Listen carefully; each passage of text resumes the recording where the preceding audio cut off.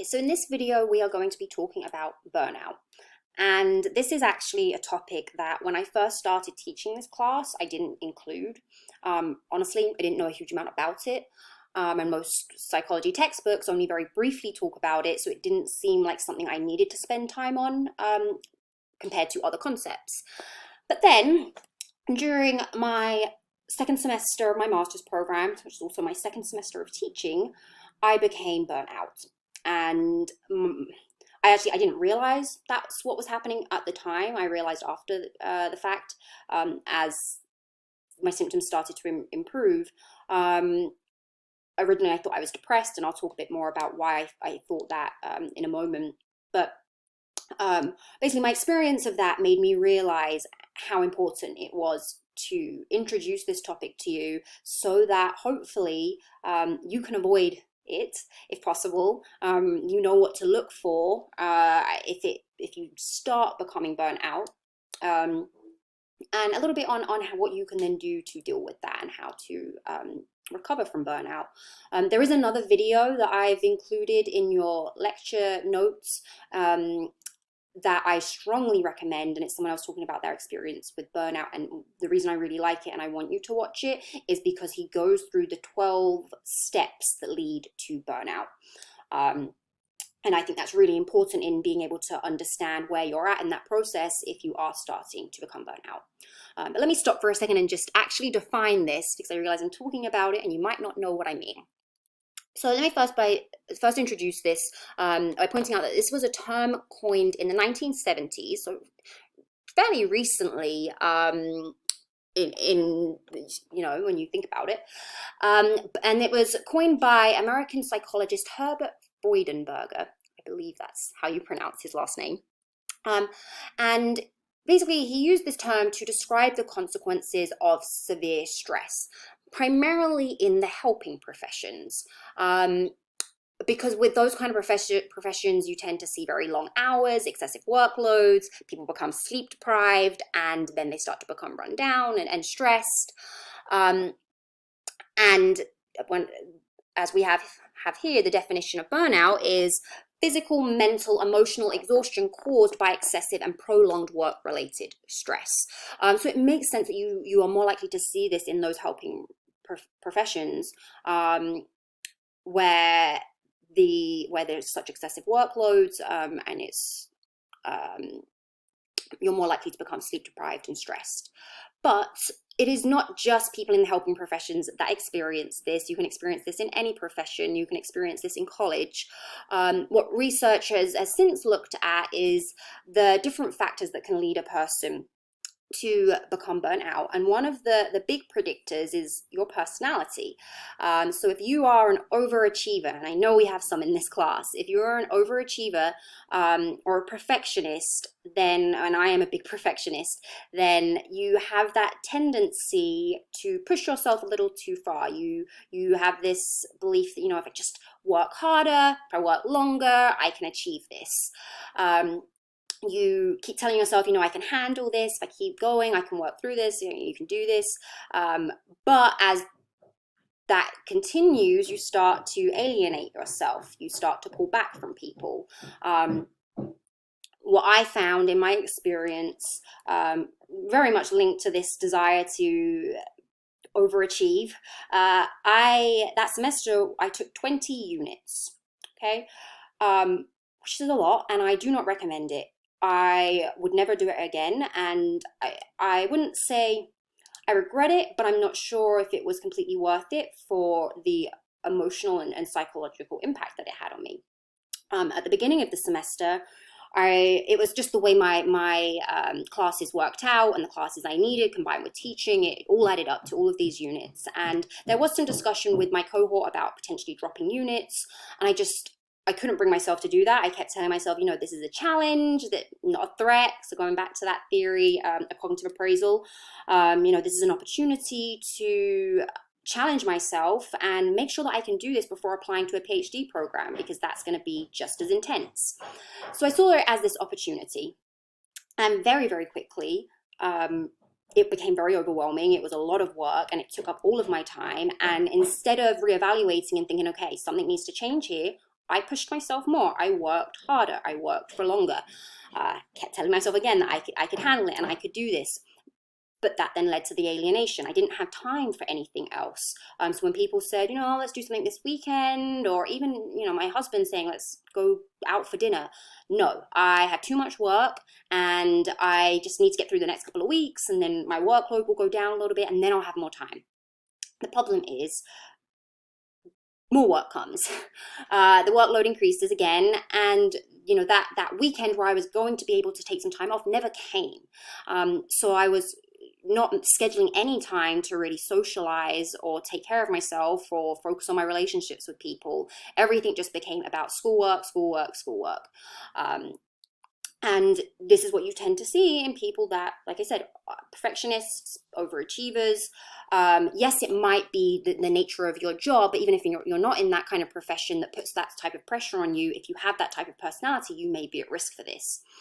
So if you are someone in one of those professions or someone that might be at risk for this, we need to talk about what to look for. What are the main signs of burnout? So there are 3 primary symptoms, and then we'll talk about some of the others.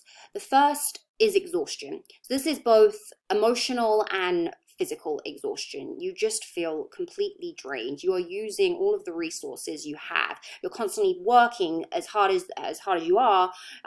Mentally, you feel drained. You don't have the energy to focus, especially if you're not getting enough sleep. So yes, extreme exhaustion. Depersonalization, this kind of links back to alienating yourself. You start to detach from the people around you, not just physically, but emotionally as well. You become disconnected from people. And like I said, I was probably a horrible girlfriend at the time. Or if I didn't say that, I probably was a horrible girlfriend at the time, because you don't have the energy. Again, that links to exhaustion. You don't have that energy to put into your relationships. And if in fact, if anything, other people become this extra source of stress, this extra demand. Like, oh, I've got to put time into seeing people, and I know that sounds probably very selfish, but when you're in that state of I've got so much work to do, I just need to keep working, I need to get through this, you don't think about how important it is to be spending time with people. If anything, you get frustrated, you feel angry that there's this extra pressure coming from outside, from other people. And actually, when you watch the video, the TED Talk that I've shared, that is one of those stages towards burnout, when everyone becomes this extra source of stress. Then the third symptom here is diminished personal accomplishment. It gets to the point where you're working so hard, but you feel like you're not achieving anything. You lose that sense of accomplishment because you just get to the point where you're so exhausted, you kind of think, what is the point? Why am I doing this? When you're that exhausted, it's really hard to be positive about anything. And in general, a lot of the symptoms of burnout, like I mentioned, are similar to depression. And when you're depressed, you don't have that feeling of accomplishment. You feel like nothing matters, like nothing you do is good enough, and that's what you see in burnout.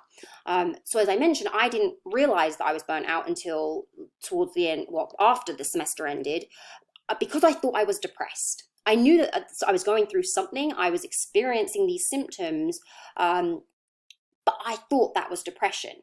And it wasn't until I got towards the end of at the end of the semester and those symptoms started to reduce a little bit, I was like, okay, if this was depression, I don't think they would be disappearing like this. And that's when I started to look into burnout, and I was like, oh, that would be it. That's what I was experiencing. So just to go over some of the other symptoms that you might experience with burnout, and I definitely did experience, helplessness, lack of motivation, dissatisfaction, feeling overwhelmed. That was a big one for me, because it was about the amount of work that I had. I felt very overwhelmed.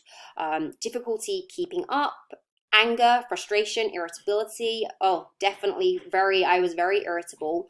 And again, because you feel like there's so much pressure on you, there's so much you have to do. Every little thing is just this extra irritation that you don't want to think about. Symptoms of depression, reduced productivity. If you're, pushing yourself that hard, eventually you're just not going to have the resources to keep producing work at the level that you are. You're going to be too exhausted. You're going to have a harder time concentrating. That was the next one, difficulties concentrating. You're going to be feeling, less creative. You're going to feel less motivated. So your productivity is going to go down. So the next thing that I want to move on to is recovering from burnout. Because the good news is that you can recover from this. It's not permanent, but it does take quite a bit of work. This is not something that just you snap out of. It's not something that, doing a breathing exercise is suddenly going to fix. When you're in an immediate state of stress, then yeah, relaxation exercises are great. But chronic long-term stress and burnout, that's going to require some life changes. And so the first one is slow down. Once you realize that you are burnt out, it's a question of, okay, what can I remove from my life? Where can I relieve some pressure? How can I slow down?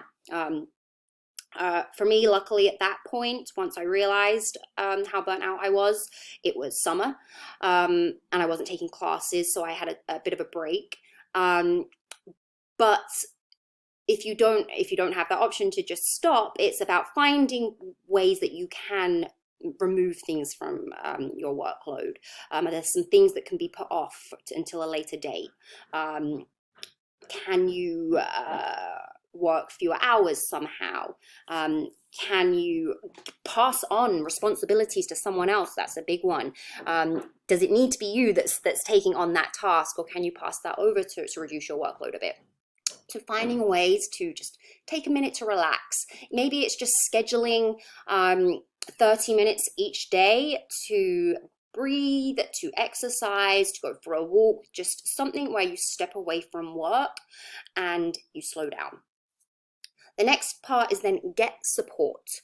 This is a big one. And again, if you watch the video, how to make stress your friend that I've shared, that will explain why social support is so important for stress, but in particular burnout, with stress in general, but having that support, having people around you that you can turn to when you need help with something, that you can pass responsibilities on, that help you to feel connected. And remember, a big symptom of this is depersonalization. You disconnect from people, and so part of recovering is reconnecting, is finding that social connection with people, and getting that support that you need. And then we have reevaluate goals and priorities. Like I said, recovering from burnout is really about making some life changes to prevent it from happening again. And so when I realized that that's what I had been going through, I realized, I need to change my priorities. I'm so focused on my schoolwork and I'm pushing myself too hard, to the point that I'm neglecting my needs. I'm not meeting my personal needs. I'm not meeting my social needs. I'm not meeting the needs of the people around me. And so it took, a lot of thought. Okay, how can I change my lifestyle? So I mentioned that one of the things that I had been doing was every time someone said, hey, let's do this, or let's go out for dinner, I'd say, I can't right now because I have all this work. I stopped doing that. I started saying yes a lot more, even when I knew I had a lot of work, and even when that gave me anxiety. And it did initially. I got a lot of anxiety from doing this because there was that part of me that was like, you don't have enough time, you need to stay home, you need to be getting work done. What I found is that I got the work done. I went out, I had a good time, and then I felt less stressed, which made it much easier to be productive. I felt much more motivated because I wasn't feeling so, like all I ever do is work and I don't want to do it anymore. That started to go away. I started to feel more excited about my work again. I felt more balance in my life. And that's really the key there, balance. When I say reevaluate your goals and priorities, reevaluate your work-life balance. And chances are if you're burnt out, I'd say in my case, I was 90% work, 10% life. Now, work is probably still 60%, life 40%, but that's definitely a much better balance. And I notice a huge difference in my experience of stress, and how I feel. So trying to figure out what needs to change in your life, so that you can have more balance. And then the last thing is, ideally, rather than recovering from burnout, you want to prevent it in the first place. So again, please watch that other video that I've shared on burnout, the TED Talk, so that you understand those 12 stages leading up to burnout. Because if you can understand that and you can catch it early enough and you start to notice that pattern, then hopefully you can make a change before you get to that point of complete exhaustion.